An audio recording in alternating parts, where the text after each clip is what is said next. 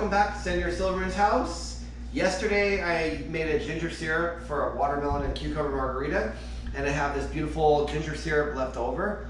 So I was reminded of my favorite go-to drink, the Mezcal Negroni. I love Campari, Aperol. In this case I got some Aperix. And this drink is just so easy. You can make this in your sleep. It's just 3 ingredients. I'm gonna add a little bit of bitters just because this can tend to be a little sweet. Let me show you how I make this drink. It's nice and refreshing.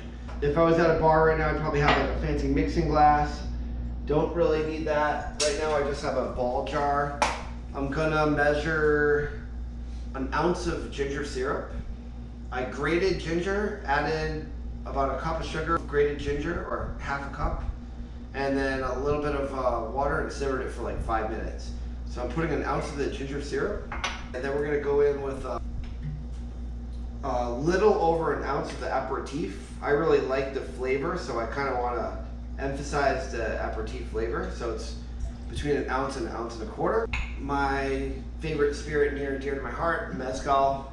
This is an Espadin Mezcal from Oaxaca. It's great to sip on its own. It's not so expensive that you can't use it in a cocktail. If it was a different variety of Mezcal, I'd probably just want to drink it neat, but I'm going to put about 1.5 ounces of Mezcal, so it's going to be a little bit spirit forward. I'm just going to throw in a couple dashes of bitters, fill that up with some ice, whatever kind of ice. I have a little crushed ice here, big ice, small ice, doesn't really matter. Then if you happen to have a bar spoon, that's really what you want, just to stir it. But if you don't have a bar spoon, you can probably find some kind of long utensil, like a fork with fork. Let's try that really quick and see if that works. So you don't have a bar spoon, same thing. It's as easy as that, and it's really tasty. I've got my rocks glass here. I'm gonna fill it up with a little bit of more ice. I'm gonna strain it, but you don't necessarily have to have one of these cocktail strainers either. You can just figure out a way to pour it in there. Beautiful color.